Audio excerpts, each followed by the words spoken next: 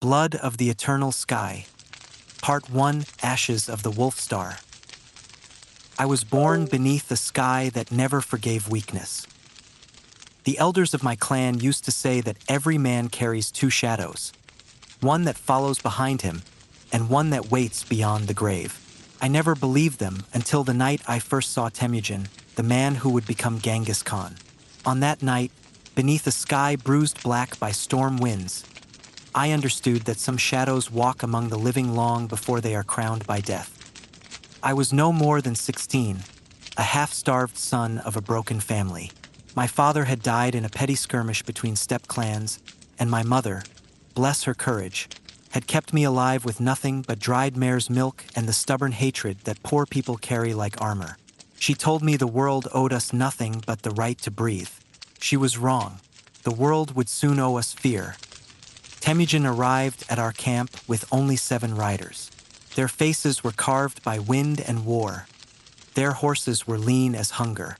Yet there was something in Temujin's eyes, something colder than winter steel, heavier than the mountains themselves. He did not look like a king. He looked like the man who kills kings. He dismounted without ceremony. "You," he said, pointing at me as if he had known me for years. "What is your name?" My voice cracked like a frozen branch. "Cadden." He nodded once, a gesture that felt like judgment. "You wish to eat? To have a place? To have purpose?" I said nothing. Hunger made cowards of men, but pride kills them faster. Temujin reached into his saddlebag and tossed me a strip of dried meat. I caught it like it was the last treasure on earth. "Then listen well," he said. "The clans are broken. The wolves scatter in fear of bigger beasts. I will gather them. I will forge the steppe into a single blade. You may ride with me, Cadden, and be part of the blade, or you may stay here and rust." It wasn't the words that convinced me. It was the silence afterward, a silence so heavy even the wind bowed its head. I joined him that night, and that is how my life ended and my legend began. We rode through lands that seemed carved from bone, frozen rivers, mountains jagged as spearheads, and plains so wide they felt hollow with the weight of unseen ghosts. Temujin spoke rarely, but when he did, his words were nails hammered into the soul. "Strength is not your body," he told us during one march. "Strength is what remains when your body breaks." Some men found those words unsettling. I found them prophetic. One evening, as the sun bled itself across the horizon, scouts brought news. A rival clan had taken prisoners from Temujin's allies. Worse, one of the prisoners was a child. The warlords who held him demanded tribute: horses, iron, and submission. Temujin stared into the fire so long that I thought he had fallen asleep with his eyes open. Then, very softly, he whispered, "Submission is a disease." He stood. The firelight painted his armor in shades of blood and shadow. "We ride tonight," he said. "No moon, no mercy." And we rode. 30 men against a fortress of 100. But fear is a wall that breaks easier than stone. We approached the enemy camp from the eastern ridge, crawling like wolves on our bellies. Temujin moved beside me, silent as a blade sliding from its sheath. His eyes reflected no fear, only inevitability. "Cadden," he murmured, "cut the ropes. Free the prisoners. I will handle the rest." "The rest," I whispered. He smiled, a thin, terrible smile. "Their gods will sort them." Then he charged. What followed was not a battle. It was a storm. Arrows fell like black rain as Temujin tore through the camp with a fury that made nightmares look fragile. The enemy warlord tried to flee, but Temujin trampled him beneath his horse's hooves, grinding bone into mud. I freed the prisoners, though the child was nearly frozen with terror. He clung to my leg like a frightened bird. I remember lifting him into my arms as flames rose behind us. When I turned back toward the battlefield, Temujin was standing among the bodies. The wind tore Athos' hair, and blood dripped from his blade like ink. He did not look like a hero. He looked like prophecy. He looked like destiny wearing a man's skin. That night, after the screams faded and only the crackling of burning tents remained, Temujin waketo me. He placed a hand on my shoulder. "You saw something today," he said. I nodded. "Yes, master." He leaned close. "Good. Remember it. The world is not conquered by the strong, but by the relentless." Then he left me alone with my thoughts, and the first seed of fear bloomed inside my chest. Not fear of enemies, but fear of the man I had chosen to follow. And yet, deeper still, beneath that fear was devotion. The kind that cannot be broken. The kind that shapes empires. Blood of the Eternal Sky. Part 2, The Weight of Oaths. In the weeks that followed, the steppe seemed to bend around Temujin's will. Word of what we had done to the warlord's camp spread like smoke on a dry wind. We did not boast, we didn't need to. Scavengers found the ruined tents, the trampled bodies, the charred totems of their gods. Rumor did the rest. Men who had never seen Temujin began to whisper his name around their fires like a curse or a prayer. We grew. One by one, stragglers arrived. Defeated warriors without clans, herders who had lost their flocks, thieves with nowhere left to run, broken sons like me with nothing but anger in their ribs. Temujin took them all. He did not ask about their pasts. He asked only one question. "Can you obey?" Those who lied died. Those who hesitated were sent away. The few who remained became his wolves. I remember the first time he spoke to all of us as a gathered host. There were maybe 80 of us by then, our horses chewing thin grass under a sky painted with the pale fire of dawn. Temujin stood on Asmal Rise, the wind tugging at his hair and cloak. "You were once the dust beneath other men's boots," he called out. "Now you stand together. Do you feel it? The difference?" A murmur, shifting saddles. No one dared speak. He raised his sword, letting the first light of day run along its edge. "Alone, a man is meat for vultures. Together you are iron. I will hammer that iron. I will shape you, and in return you will give me everything." A rider near me called out, "Everything, my lord?" Temujin's gaze fixed on him. "Your strength, your loyalty, your hatred, your fear, your life if I'd manned it." The rider swallowed. "And what do we gain?" Temujin smiled. It was the kind of smile you might see on a man watching wolves tear apart his enemies. "The world," he said softly, "or its corpse, if it refuses to kneel." A chill slid down my spine, though the morning was not yet cold. He lowered his sword and turned to leave, but then he paused and looked directly at me, as if sensing me thoughts. "Cadden," he said, "ride with me." I followed him beyond the others, to a rocky outcrop overlooking the valley. The wind was harsher there, full of dust and old secrets. "You wonder if I am mad," Temujin said without turning. I almost denied it, but what use is lying to a man who carves truth out of people? "A little," I admitted. "So do many of the men. They say no one can unite the steppe, that the spirits themselves will break any man who tries." He snorted. "Spirits. The only spirits I have seen are the ones we make out of memory and regret."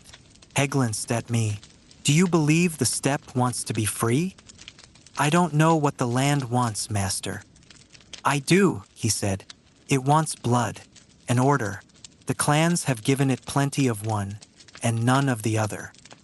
He pointed toward the horizon where smoke rose from distant camps. "Those tribes down there, they fight each other for scraps. Cows, horses, women. They raid, they burn, they disappear. No story, no future, just circles of pointless slaughter." He let his hand fall. "I will break that circle," he went on. "I will forge something that outlives us all. But men do not follow dreams, Cadden. They follow fear and oaths."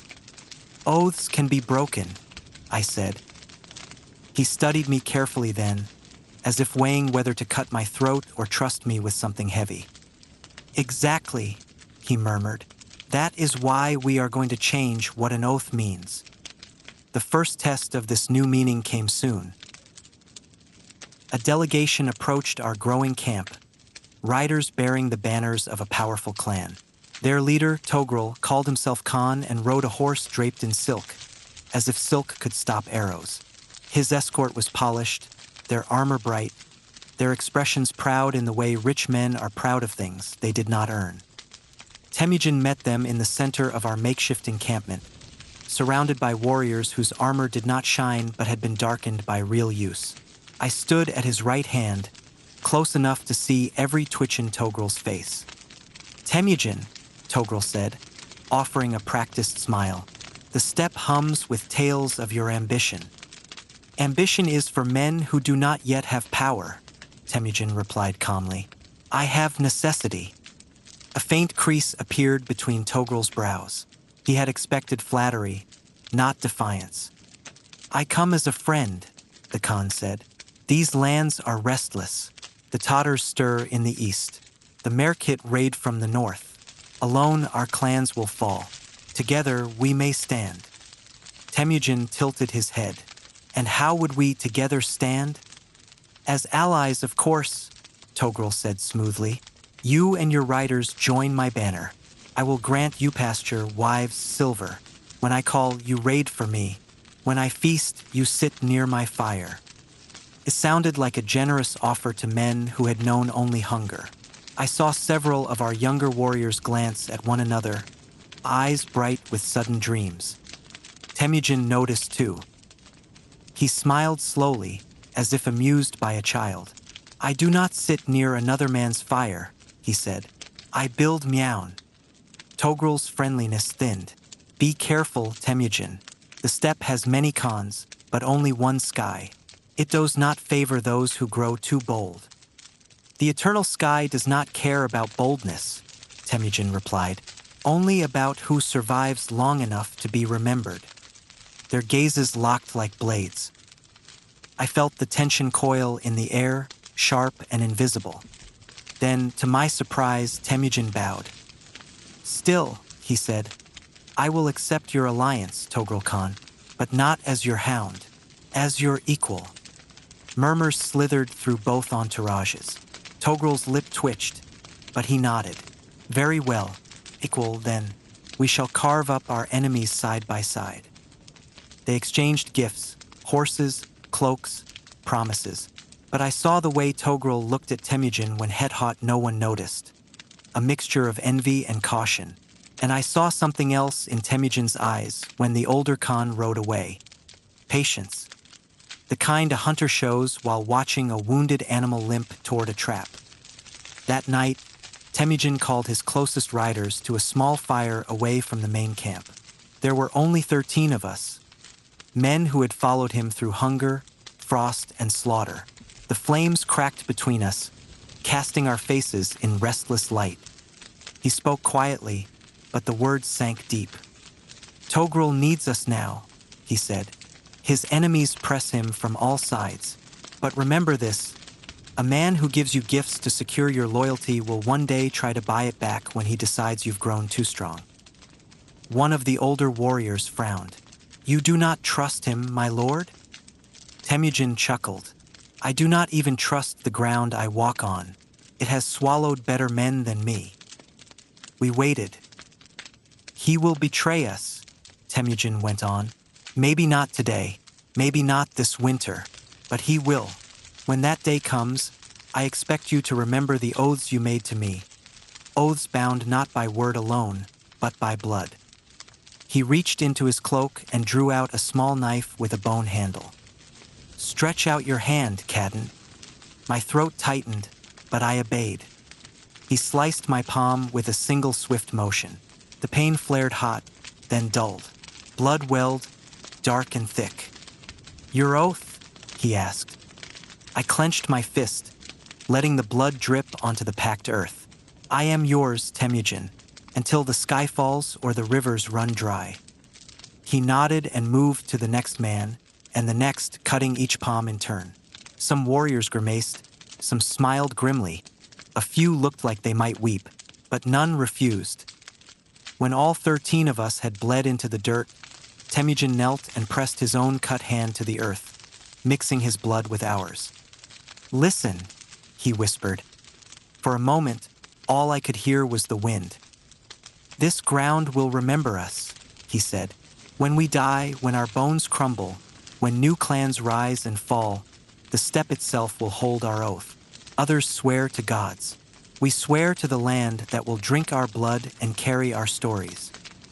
He straightened and looked at each of us in turn. "If any man here breaks this oath," he said softly, "I will not merely kill him, I will erase him. His name will be forbidden. His children will be scattered. His memories will be hunted. It will be Astha he never lived."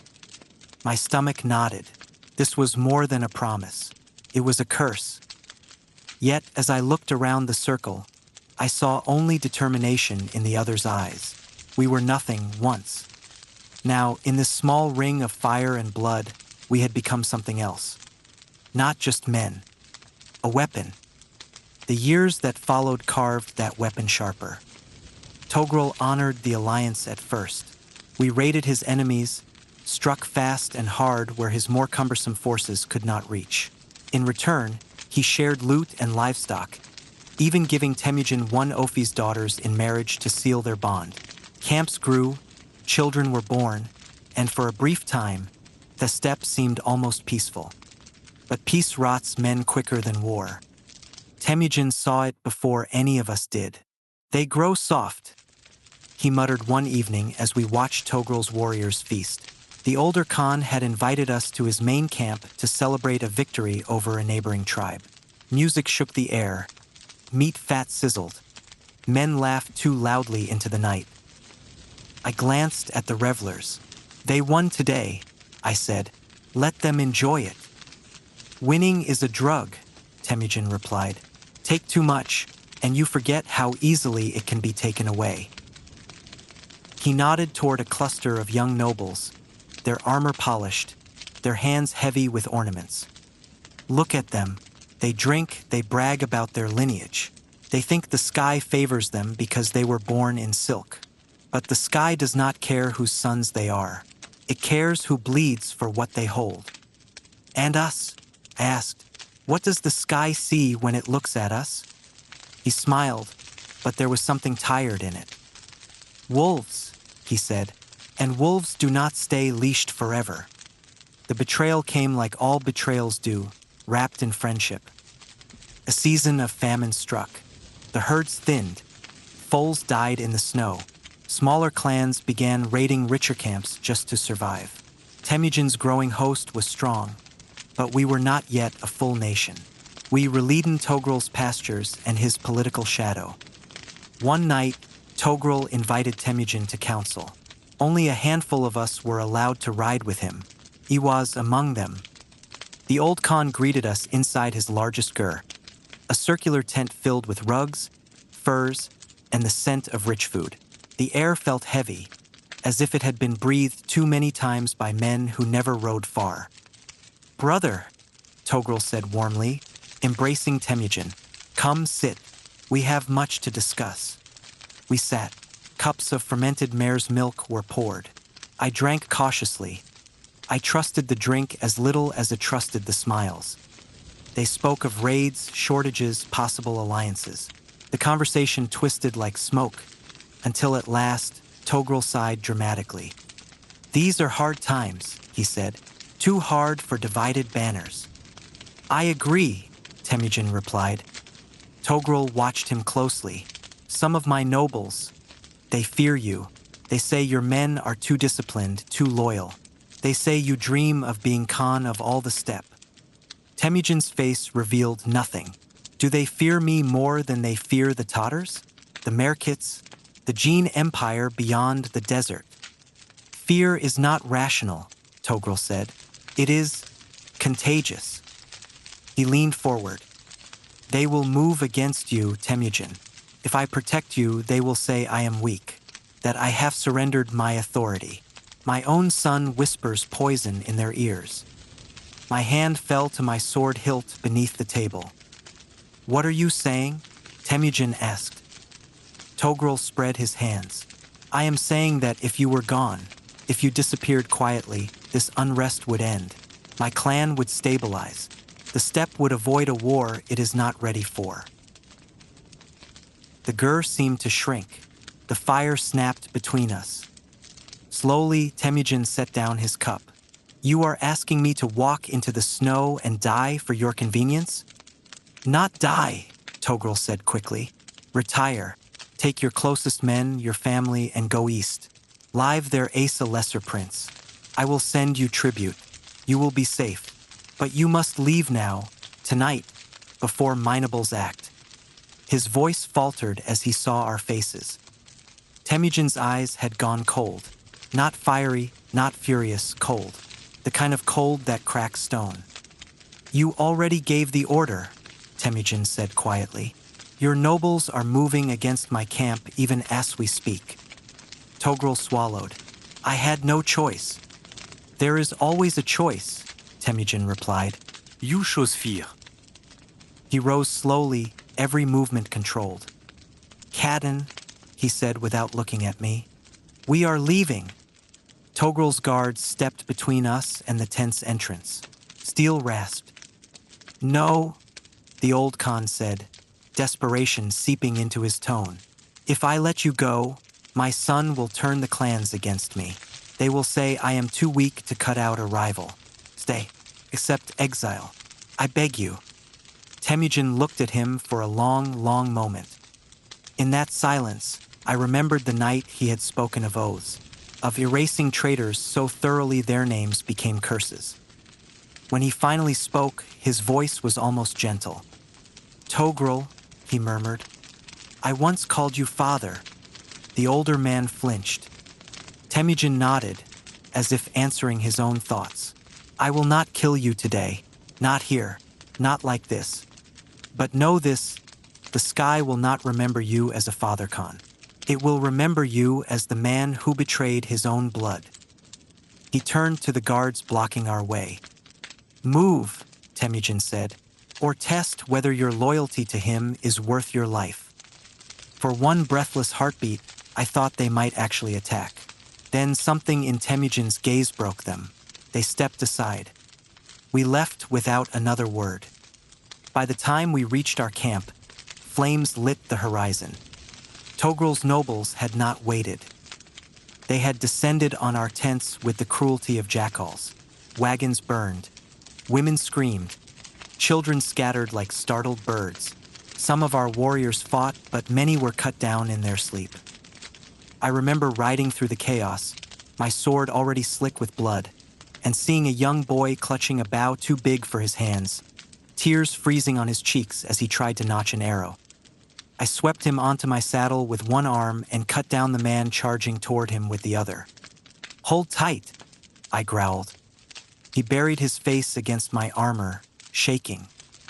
Temujin's voice rose above the carnage as he rallied those who could still fight, carving a path toward the hills. Do not die here, he roared. Die when it matters. We abandoned the camp. The banners we had sown with such pride became ash on the wind. We rode through the night, hunted by our own former allies, scattered but not shattered. Dawn found us in Anaro Valley, exhausted, bleeding, but alive. Some men cursed Togrul, some cursed the sky, some cursed Temujin himself for dragging them into this war. He let them rage. When the shouts faded into weary silence, he stood before us, his armor dented, his face smeared with soot and blood. Now you see, he said hoarsely, what trust in half measures brings. We tried to share the steppe with a man whose heart was smaller than his fear.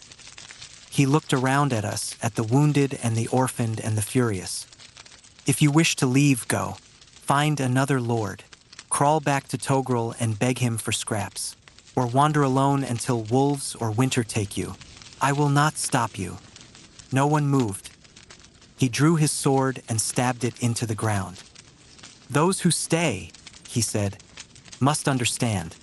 From this day forward, there is no retreat. No surrender. No compromise with those who would chain the steppe to their cowardice. We will not merely survive. We will rise. And when we rise, we will make an example so terrible that no Khan will ever again think to betray us. The wind howled through the valley, carrying his words like sparks. I stepped forward and knelt, pressing my brow to the hilt of his sword.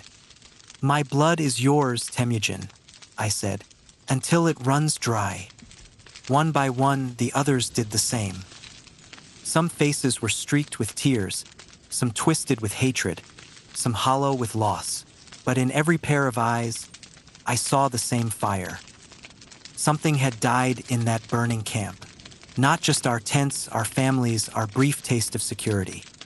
Our mercy had died. What remained was sharper, darker. And as I looked at Temujin, at the man who would soon be called Genghis Khan, I realized that the sky above us felt different. Heavier, as if it too had sworn an oath. Blood of the eternal sky. Part 3, The Iron Storm. We spent that winter in the shadow of the Black Mountains, a place so cold the air seemed to crack when we breathed. Snow buried our campfires and gnawed at our bones. Horses died in the night, frozen mid-breath, their bodies stiff like fallen statues. Men fared little better. I buried 3 of Michaelis' brothers with my own hands, half-starved warriors who had once believed themselves unbreakable. But Temujin did not break. He walked among us like a flame that refused to die, urging, commanding, demanding. He took the smallest rations, slept in the open when others slept in furs, and trained every day even when his fingers bled from the frost. The cold kills the weak, he said. Let it try. If we had been following any ordinary man, we would have deserted. But Temujin's endurance was a challenge, a dare, and pride is a powerful leash.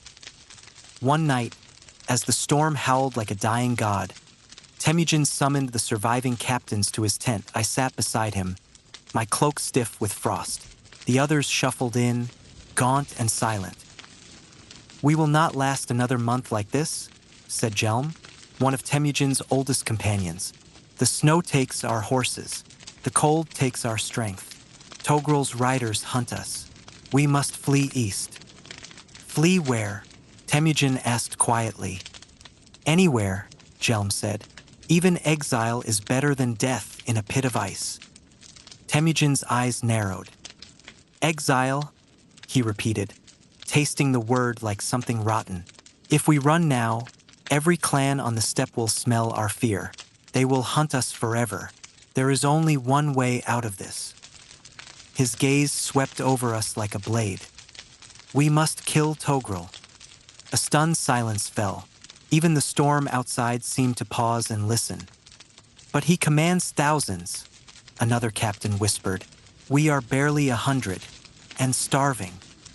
Temujin leaned forward, casting long shadows across the lamplit walls.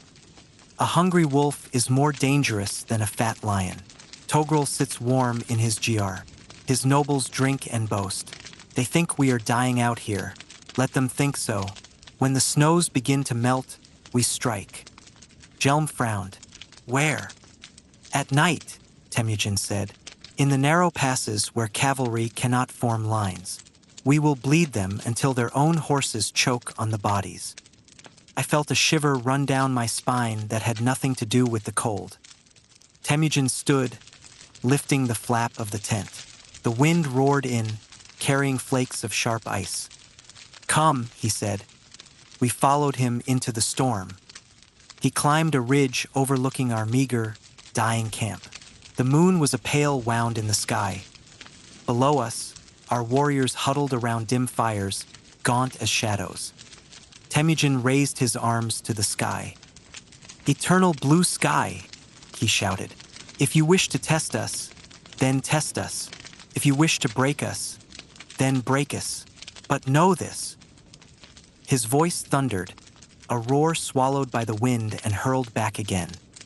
We will not kneel, not to you, not to the cold, not to any Khan who betrays his own blood.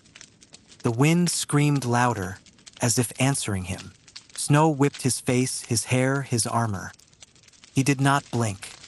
For a moment, just a heartbeat, I thought I saw the sky flicker, as if something vast and unseen had turned its gaze toward this one defiant man shouting into a frozen abyss. When he lowered his arms, something in the air had changed, felt heavier, hungrier. "We prepare," he said simply, and we obeyed. The thaw came slowly, painfully. The dead emerged from the snow like forgotten statues. Rivers groaned as they cracked and crawled free from ice. Horses limped back to life, though many more lay stiff beneath white shrouds. We scavenged what the winter left behind. Dead foes, dead friends, dead animals. Everything was used, bone for tools, hide for armor patches, tendons for bowstrings. Hunger made us practical in ways fear never could. Then, at last, Temujin said the words we had been waiting for. "It is time." We armed ourselves with whatever we could salvage. Some carried rusted blades. Others carried nothing but sharpened antler. Temujin walked among us, inspecting each warrior. When he stopped before me, he gripped my shoulder. "You look half dead, Cadden," he said. "I feel half dead," I admitted. "Good," he replied. "The dead do not fear dying." We moved under cover of night, climbing the jagged foothills where Togrul's patrols rarely ventured. The moon bled behind thin clouds, and the wind carried the scent of thawing earth and distant smoke. Temujin signaled for silence. We crept along the cliffs like ghosts. At the summit of a narrow pass, we saw them. A patrol of Togrul's men, perhaps 30, resting around a fire, laughing, unaware that death watched them from above. Temujin held up his fist.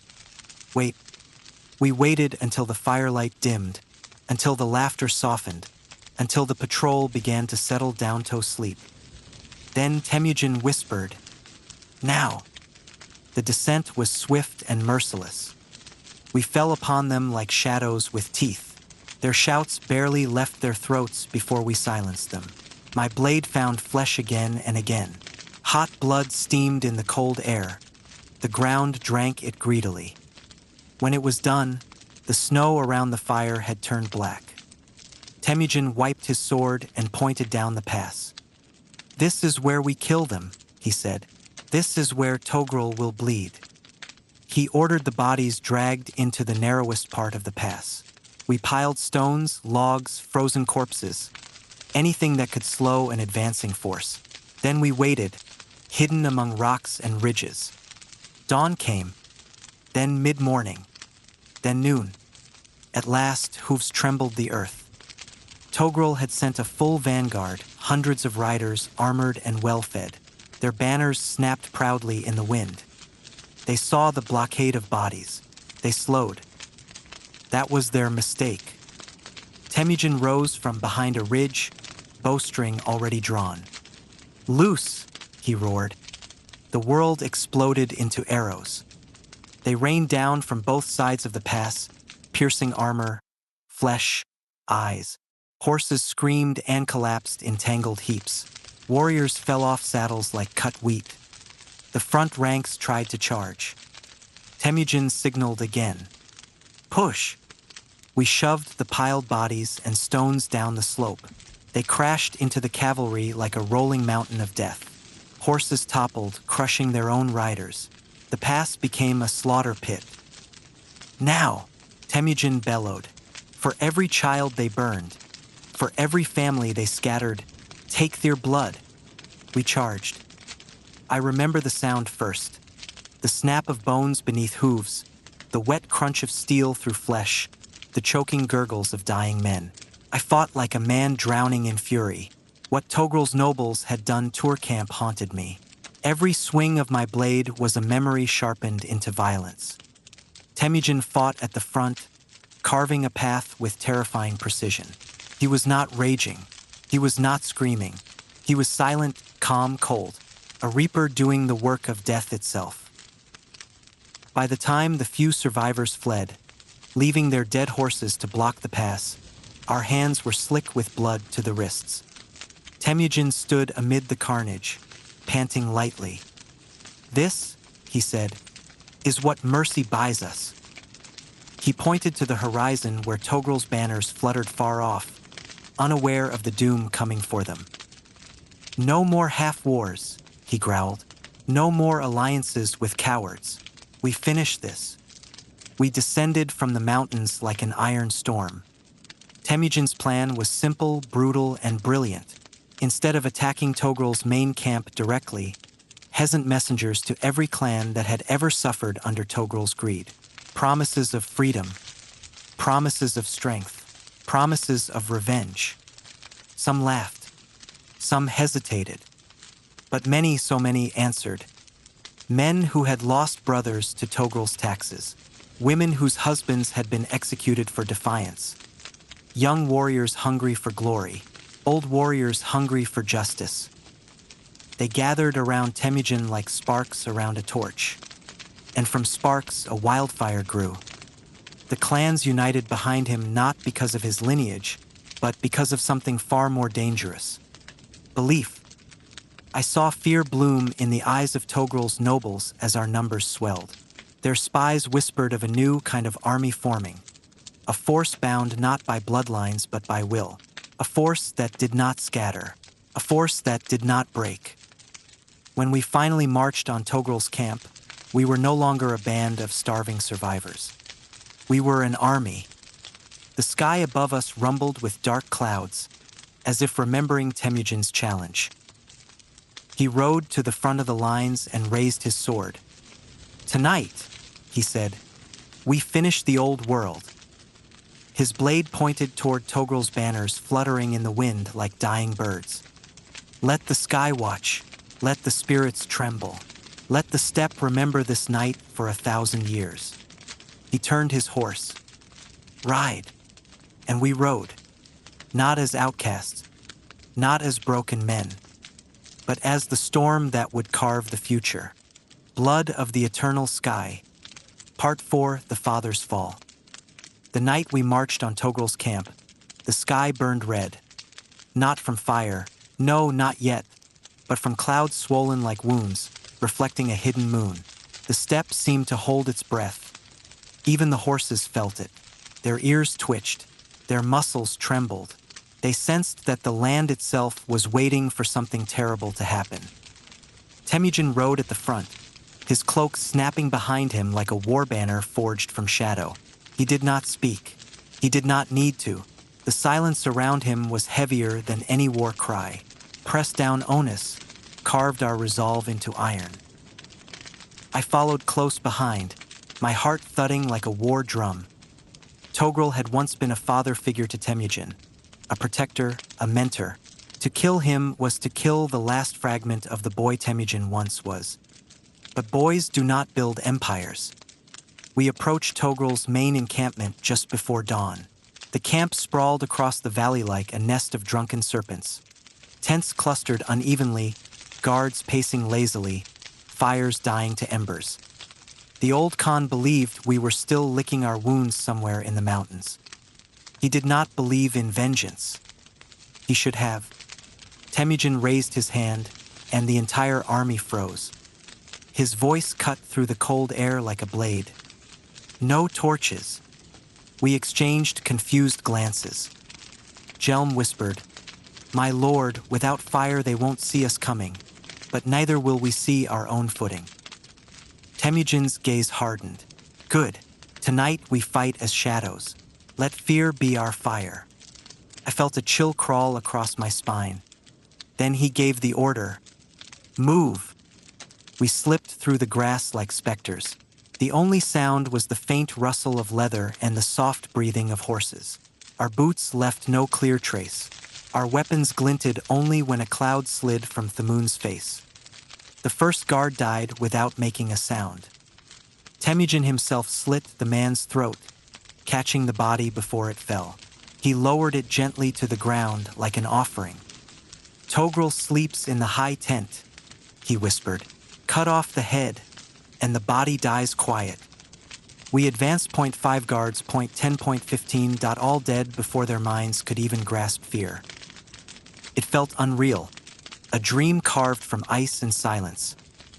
I saw Temujin's silhouette ahead, slipping between the tents like a wolf weaving through a flock.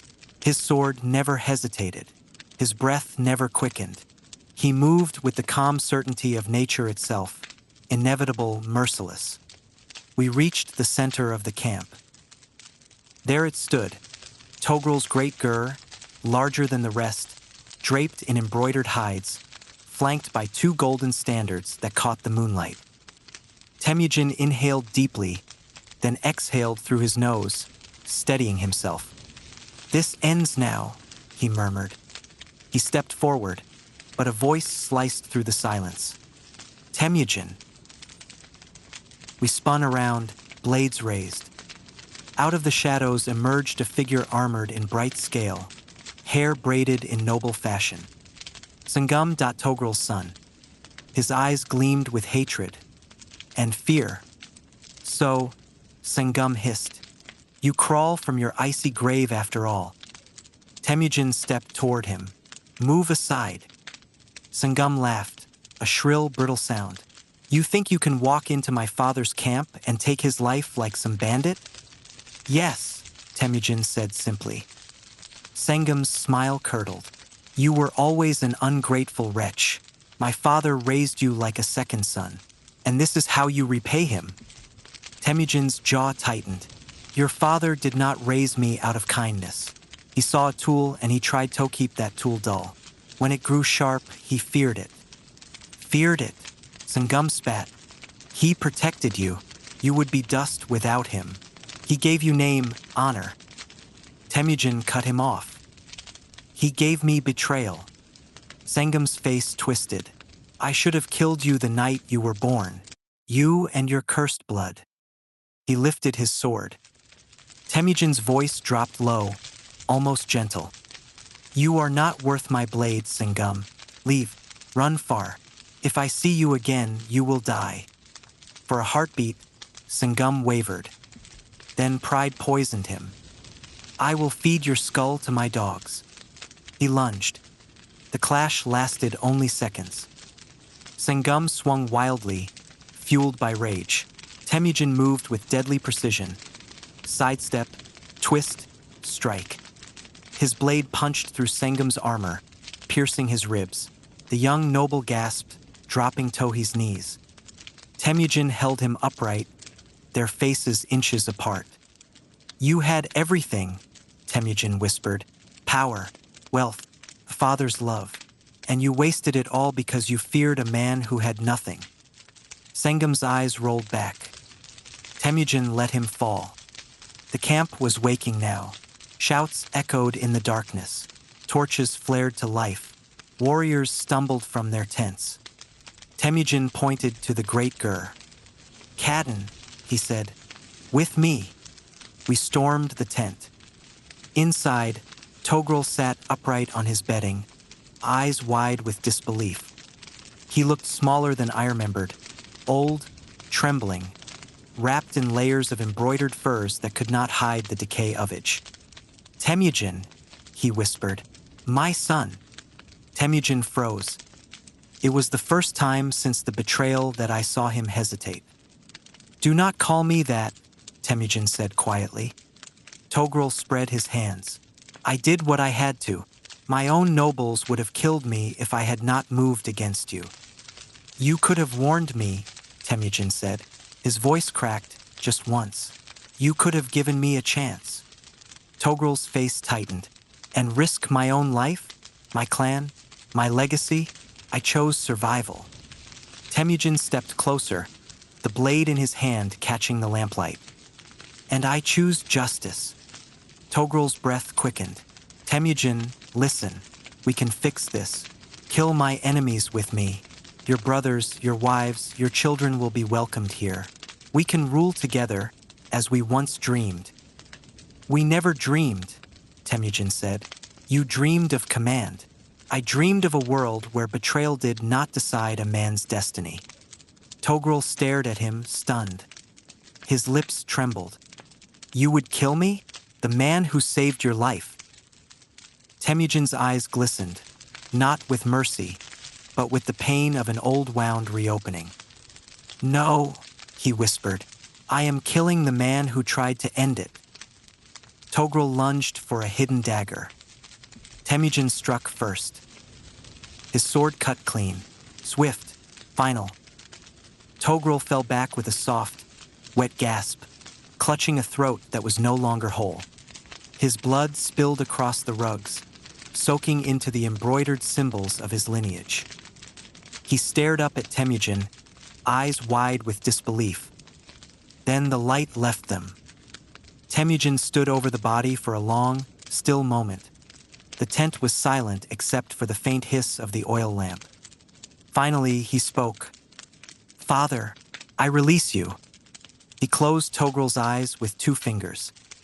When he turned to me, something in him had changed. Not broken, no, but forged. Fire hardens iron.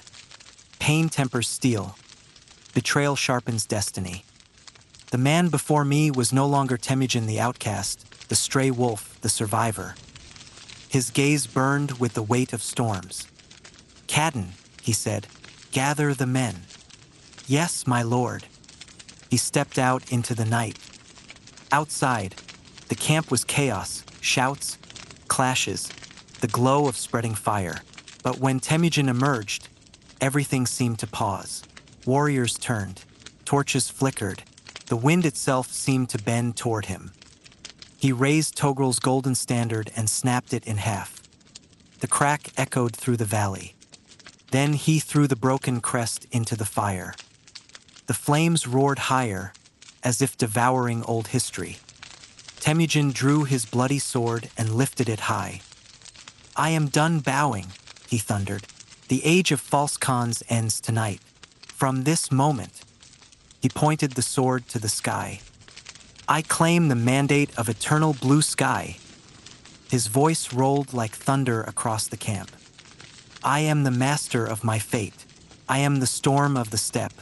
I am." His army roared as one. "Khan!" The word hit the night like a hammer. Temujin did not smile.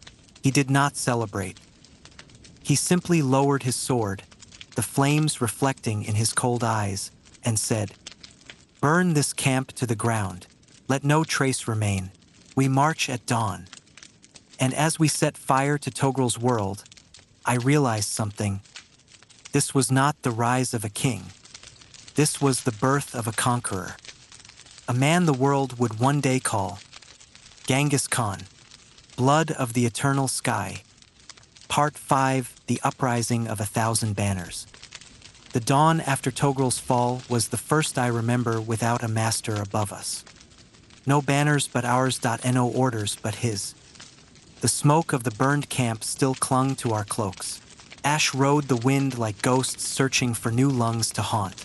The men were exhausted, their arms streaked with blood and soot, their eyes hollow from the violence of the night. But under that hollowness, something new burned. Not fear, not hunger, purpose. Genghis Khan, though he had not yet taken that name from our lips, mounted his horse as the first light clawed its way over the horizon. He watched the sun struggle through the smoke as if judging whether it, too, was worthy to rise. "We are not finished," he said. We had killed a Khan, burned his camp, scattered his loyalists. Not finished? Jelm voiced what many thought. "My lord, we have broken Togrul. His line is shattered. His warriors scatter to the winds. What more is there?"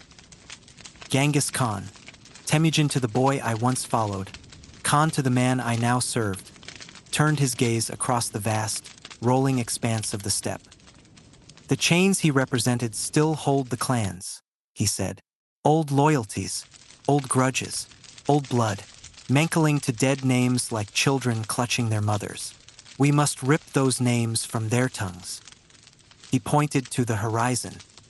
"Today we start with one clan, tomorrow 10. One day, 1,000 banners will fly under one sky mine. Until then, we do not rest." He looked at us, his chosen captains, his blood-bound wolves. "Ride with me, and your grandchildren will not remember a time before our law. Your enemies' descendants will not remember their own surnames.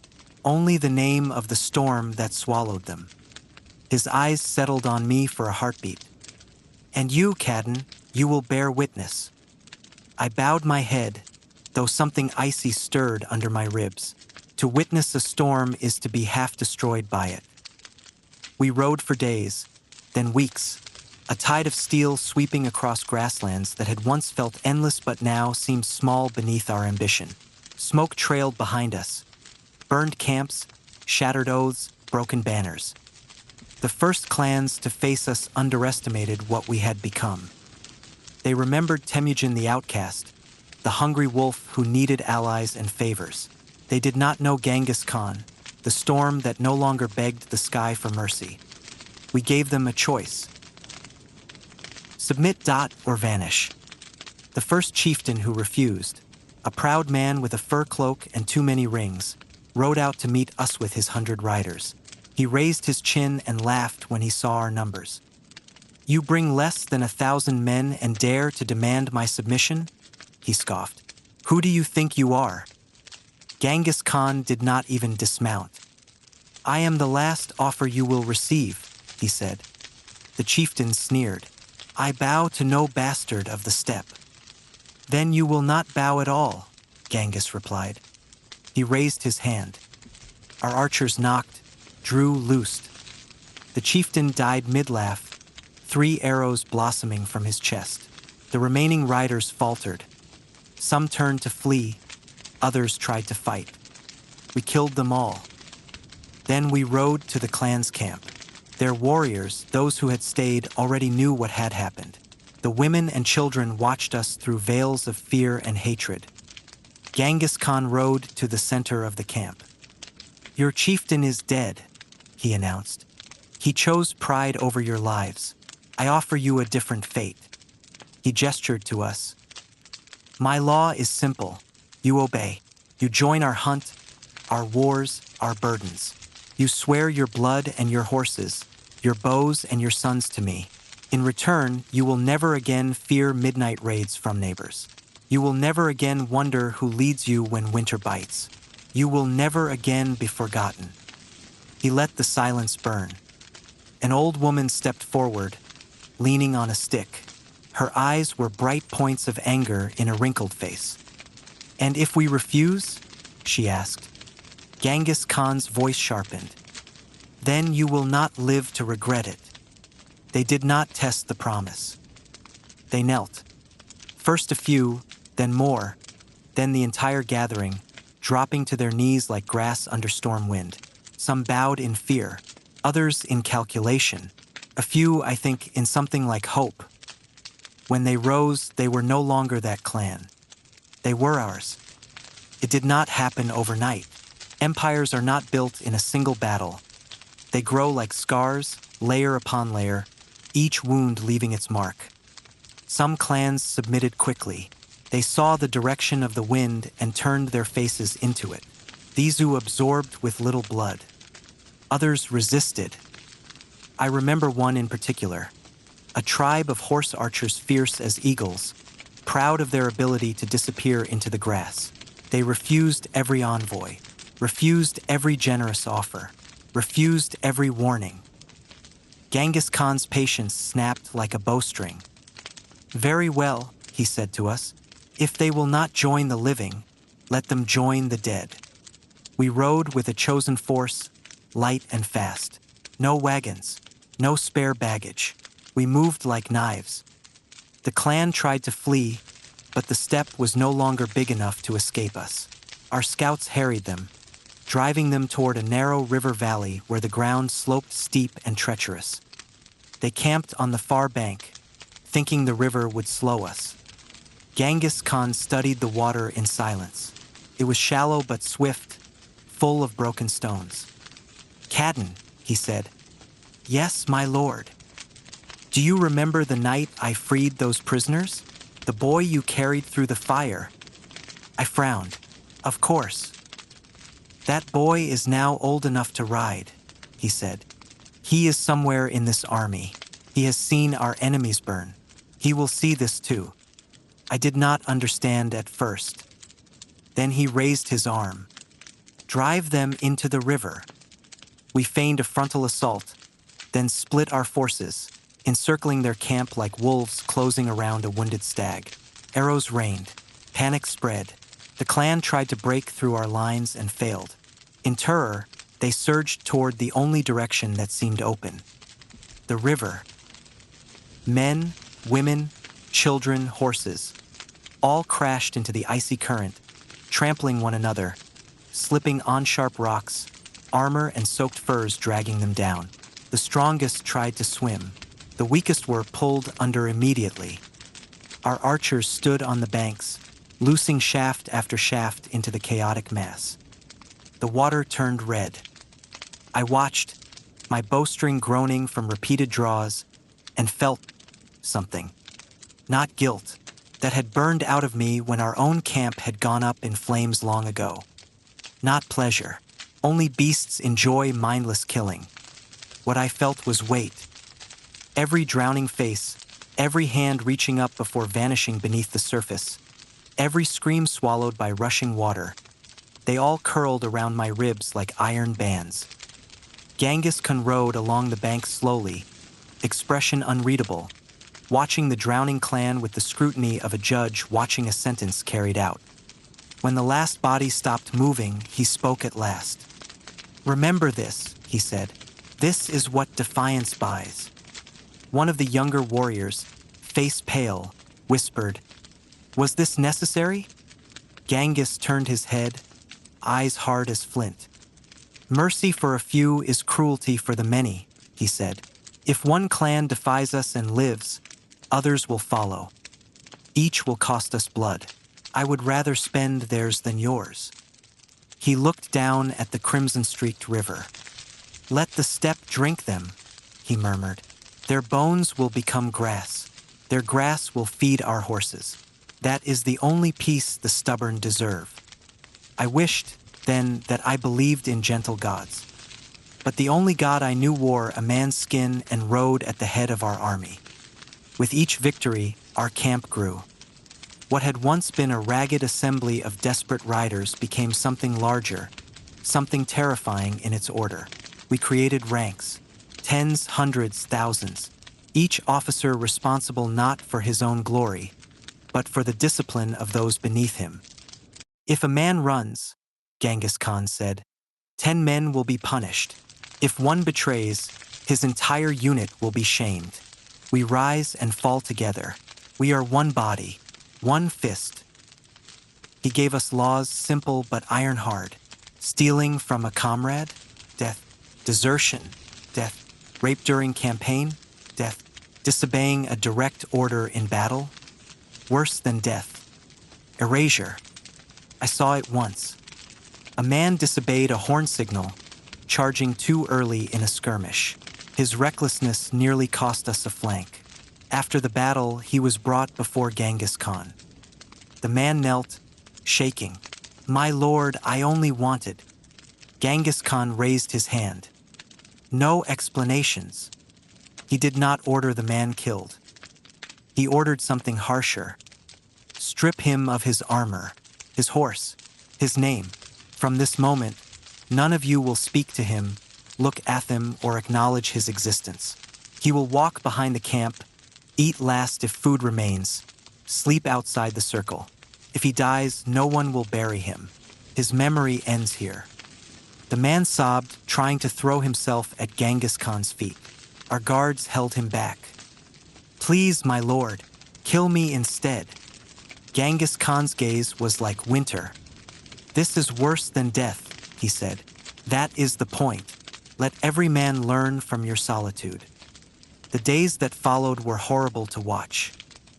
The exiled warrior wandered the edges of camp like a ghost. When he approached the fires, men turned their backs. When he reached for leftovers, hands slapped them away. When he spoke, no one answered. Soon he stopped speaking. I saw him the night before he disappeared, sitting alone in the freezing dark, staring at nothing. The circles under his eyes were deep, his cheeks hollow. I wanted to say something, anything, but I was not braver than the others. In the morning, he was gone.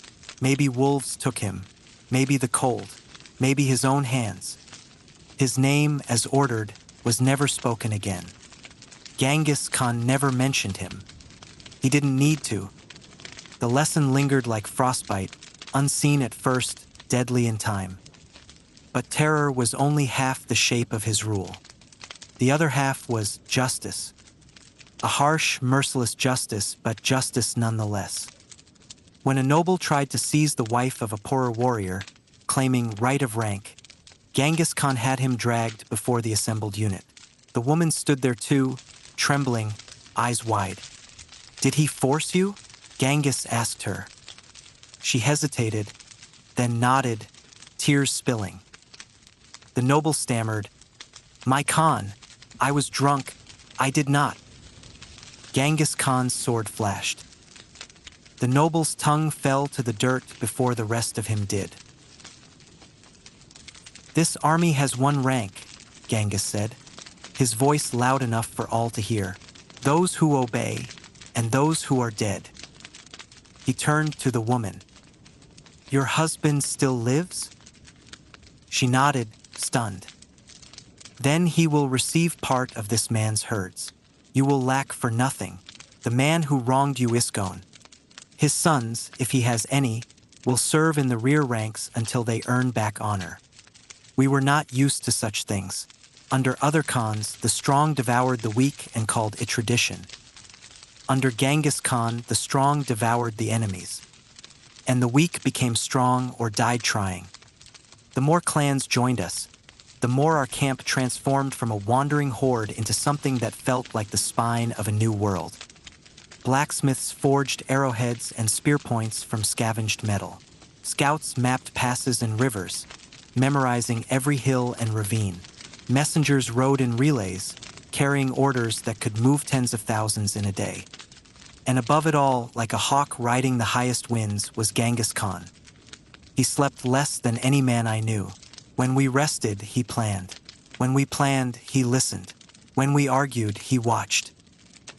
One night, as the moon rode thin and sharp, I found him alone on a ridge, staring toward the south, where distant empires festered behind their great walls. "You look beyond the clans now," I said. He did not deny it. "The steppe is too small," he murmured. "These Khans, these tribes, these squabbles, they are the games of children. There are cities out there, Kadin. Cities fat with grain and gold. People who think themselves safe behind stone." He spat. "Stone is only earth. Earth breaks. You would conquer them." He smiled, but there was no warmth in it. "Of course. What else is there? Once all the clans bow, once the steppe is won. What then? Do we sit and grow old arguing about grazing? Rights? No, we ride further. We carve our name into lands that have never heard horse hooves thunder like ours." His eyes glittered in the dark. "The eternal sky stretches beyond the steppe. Why shouldn't I?" I studied him in silence. "You will need more men," I said. "More horses, more everything." "I will have them," he replied simply. "The clans breed under my protection. Their horses graze my land. Their sons are raised on my stories. Soon they will not remember a time when the sky did not answer to a single name." He turned to me. "And you, Kadin? Will you ride when I call for lands whose language you do not know? For cities that have never heard our songs? For wars that no longer feel like revenge, but purpose?" My ribs felt tight. "I have followed you this far," I said, "through hunger, fire, betrayal, and storms. I will follow you beyond the horizon." "Good," he said quietly, "because I will need those who remember where we began. Once the world starts to forget." He looked back toward the south. "The first 1,000 banners will rise here. The next," he shrugged. "Who knows?" The wind tugged at his cloak. Beneath us, the camp sprawled like the coils of a patient dragon. Children slept, dreaming under firs. Smiths banked their fires. Horses snorted softly, their breath resingined small clouds. Men who had been enemies months ago now shared meat and stories, united by a name heavier than blood. Khan. Not just a title, a gravity. We did not know it then, not fully. But we were no longer merely surviving under that gravity. We were becoming its orbit, its weapon, its legend. And somewhere out on the dark horizon, beyond the reach of our torches, I imagined the world shuddering in its sleep, sensing the approach of something it had never faced before. A storm not of lightning and rain, but of hooves and iron, and a name that would one day taste like ash and awe on every tongue. Genghis Khan, Blood of the Eternal Sky, Part 6, Cities of Dust. The first time I saw a city, it did not look real.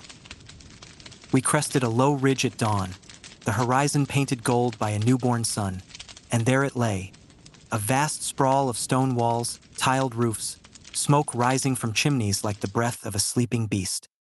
Men had built this. Men, not gods. Yet it felt like a challenge thrown at the sky. The steppes stretched endlessly behind us, windswept and indifferent. Ahead, the city crouched behind its walls, stubborn and smug, as if to say, "Here the sky's reach ends." Genghis Khan rode to the ridge's edge and stared long and silent. His horse shifted beneath him, uneasy. Cities were not in our blood. We were born to open horizons, to rivers and grass, not stone and shadow. He exhaled slowly. "So," he murmured, "this is what they hide behind." I urged my horse beside him. "It looks strong, my lord." He shook his head. "It looks afraid." We had heard of such places from traders. Market squares, towers of carved stone, gates reinforced with iron, granaries overflowing with wheat. Men who lived stacked together like livestock, bound by rules instead of oaths, by walls instead of courage. Some of our warriors whispered that attacking such a place meant angering the spirits of civilization. Genghis Khan spat at the ground. "Civilization," he said, "is a cage built by the weak to protect themselves from the world." He raised his voice for all nearby captains to hear. "Stone breaks, iron breaks, fear breaks. Nothing stands forever under the eternal sky, unless I choose it to." The city, half fortress, half marketplace, belonged to a small but wealthy kingdom that controlled the trade routes between steppe and desert. They had heard rumors of our rise, but rumors do not frighten men who hide behind walls. They sent emissaries. The emissaries came dressed in silk and arrogance. They bowed stiffly, their eyes flicking over us with thinly veiled disgust. Their leader, a round-faced man with jeweled rings, cleared his throat. "The lord of this great city," he began, "offers you safe passage and trade, but demands you keep your army one day's ride from our walls. Any closer, and we will consider it a threat." Genghis Khan studied him. "You demand?" he asked softly. The emissary swallowed. "It is the law of our people." "So your people write laws for me now? And not for you, great Khan, but for all foreign." Genghis Khan turned slightly, raising one hand. "One archer, one arrow, one breath." The emissary fell before he realized he'd been shot. The others froze in horror. Genghis Khan dismounted, stepped over the dying diplomat, and spoke to the remaining men. "Go home. Tell your cowardly lord that the next arrow will not stop at a messenger." The surviving emissaries fled, tripping over their silks. Jelm rode up beside the Khan. "Is it wise to provoke them so openly?" Genghis Khan's smile was thin, brutal. "They were never going to open their gates willingly. I simply reminded them of the truth." "What truth, my lord?" "That walls make men complacent." That night he called the generals. A low fire cracked in the desert wind as we studied the city's distant silhouette. "It has water," I noted. "A river runs through it." "Good," Genghis Khan said. "Rivers carry disease nicely."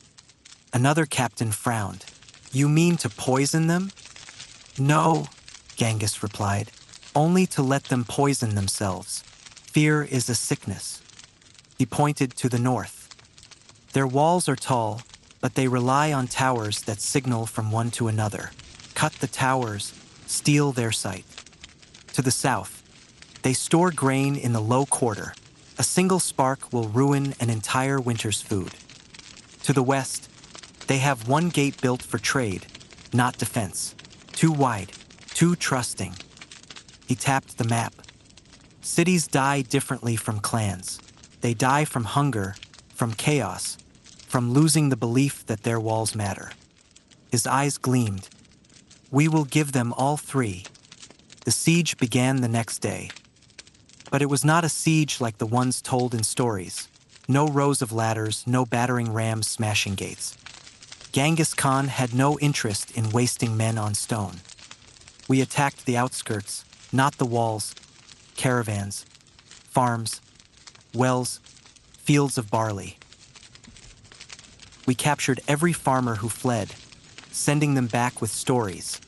Stories exaggerated, twisted, sharpened into fear's own edge.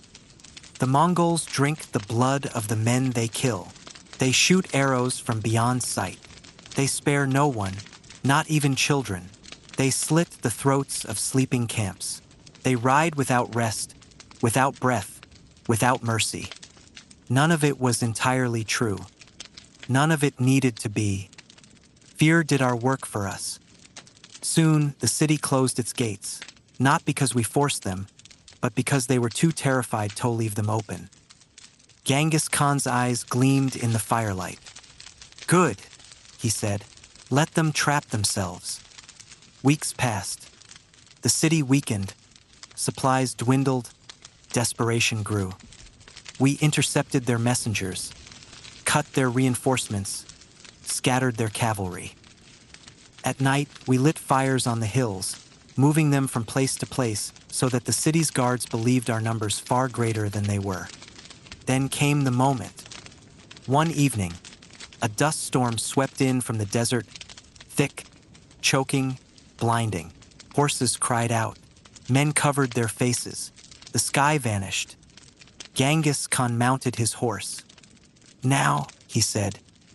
We rode into the storm, invisible, soundless, but for the thunder of hooves swallowed by the wind. The city walls were blind, the guards deaf. The storm itself seemed to clear a path for us. We reached the western gate, a gate designed for merchants, not war.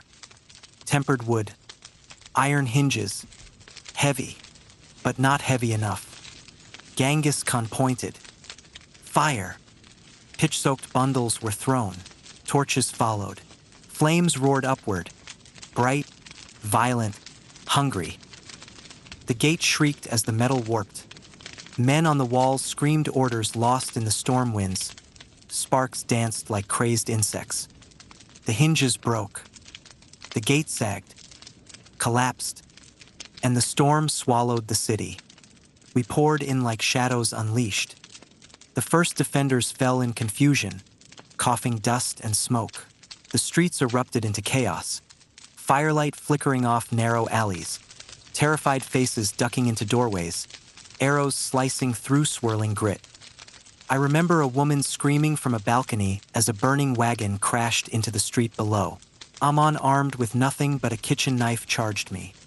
I disarmed him and left him breathing barely. Another swung a hammer at my head. I cut him down. The rich quarter, Genghis Khan shouted. There, to the towers. We surged through maze-like streets, the city a labyrinth of fear. Our horses slipped on stones polished by centuries of footsteps. The air tasted of smoke, dust, blood. By dawn, the city was ours. Its banners burned, its leaders dead or kneeling, its walls, once proud, now cracked and blackened. Genghis Khan stood on the central tower overlooking the carnage. Below, streets ran red. Bodies lay like fallen leaves. But among the ruin, our warriors moved with ruthless purpose, organizing, sorting, taking stock. This was not random slaughter. This was a A message carved in blood and flame. Walls will not save you. Distance will not save you. Your gods will not save you. Only obedience will. Genghis Khan breathed the smoky air as if savoring it. Kadin, he said quietly, look. I stepped beside him. What do you see? He asked. Victory, I said. He shook his head. No, this is only the beginning. He pointed beyond the far wall, toward lands we had never touched. Cities are like stars, they exist in clusters. One falls and its neighbors flicker. In time, entire constellations collapse. I stared into the distance. How many do you intend to conquer, my lord? He looked at me with a calmness that chilled my bones. All of them. Blood of the eternal sky. Final part, the Khan of Khans. The day the steppe bowed was neither stormy nor bright at it was a strange day. Quiet, gray, heavy. Berdogum Jebe. Olam Jebe. We gathered in the valley of 10,000 horses, where the wind moved low across the grass as if afraid to raise its voice. Clans from every corner of the steppe had arrived, proud warriors with braids. Shining in oil, herders who had lived their whole lives beneath indifferent skies, nobles wrapped in silk stolen from desert kingdoms. Some came willingly. Some came because fear drove them. But all came. At the valley center stood a high wooden platform, and on that platform stood Temujin. Not the boy who once wandered homeless after his father's death. Not the man who begged a false Khan for protection. Not the wolf who survived winter with blood on his hands. This was someone else. Something else. His armor was blackened from 100 fires. His face carved by years of war. His eyes sharp, calm, absolute, held the weight of storms. Even before the shamans raised their hands, the crowd felt the shift in the air. Temujin lifted his gaze toward the cloud-wrapped sky. The clans are broken no more, he said. Our blood is one. Our law is one. Our fate one. A murmur rolled through the valley like distant thunder. For generations, he continued, the steppe has been a field of graves, brothers killing brothers, Khan against Khan, wolves tearing each other for scraps. But no more. He spread his arms, as if embracing the entire horizon. No wall can hold us. No kingdom can drain us. No enemy can scatter us. From this day on, the eternal sky has one voice. The head shaman stepped forward, holding a bowl carved from the horn of a sacred ox. Smoke rose from it in thin gray ribbons. Temujin, the shaman intoned, son of Yasujiai, breaker of false Khans, uniters of tribes, kneel. He kneeled without hesitation. The shaman dipped his fingers into the smoking bowl and marked Temujin's forehead with a streak off black ash. By the will of the eternal sky, the shaman said, by the witness of the spirits, by the blood of the steppe. The crowd held its breath. I name you Genghis Khan, Khan of Khans, storm of the world, master of all riders under heaven. The valley erupted. Drums thundered, horns blared, horses reared. Men struck their chests with fists, shouting a name that felt like it could shake mountains. Genghis Khan. I felt the earth tremble beneath my boots. He rose slowly, no joy on his face, only acceptance. He had not sought a crown, he had built a world where he had no equal. And now the world realized it. That night, under a sky filled with cold stars, I found him alone at the edge of camp, staring into the darkness. You stand apart from them, I said softly. He did not turn. A Khan stands alone, even among 1,000 banners. You united them, I said. You ended the old era. You changed the steppe forever. No, he murmured. I ended only the beginning. He finally looked at me, eyes gleaming with a light that was not entirely human. You saw that city burn, Kadin. You saw how stone crumbles, how fear spreads, How walls mean nothing to riders who do not stop. Yes, I said. That was one city, he whispered. There are hundreds more, thousands, empires that stretch beyond sight, kingdoms fat and soft behind their walls. The wind tugged his hair across his face like dark banners. I will tear them open, he said. I will break their kings. I will burn the false gods from their temples. I will take the world piece by piece until nothing remains that does not bear my law. There was no madness in his voice, only certainty. Does that frighten you, Cadden? He asked. I swallowed. No, I said, but it frightens the world. He smiled, small, sharp, terrifying. Good. He looked up at the stars. They have grown arrogant. They think they shine over civilized lands while we live like animals. Let them watch. Let them witness. Let them tell their grandchildren that they were alive when the steppe rose like a storm. He turned his back on the firelight, staring toward the south, toward deserts, toward kingdoms older than any clan, toward histories written in ink instead of blood. Tomorrow, he said, we ride. For where? He breathed deeply. Wherever the sun rises. He paused. Wherever it sets. Then he walked into the dark. And the dark moved aside for him. Many years later, when I am old and my bones ache like winter roots, I will tell the children that I rode with him when he was only Temujin. I will tell them I saw the moment when a man stopped being Amon and became a storm that reshaped continents.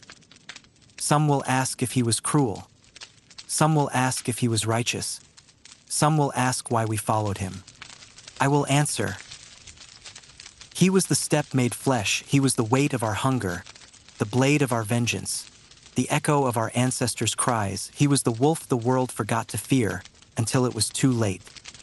And when the children ask what he became in the end, I will tell them the truth. He became the sky. Because long after kings turned to dust, after empires crumbled, after cities drowned in their own pride, one name still carried across the wind. Genghis Khan, Khan of Khans, the eternal storm. The world was never the same, and neither were we.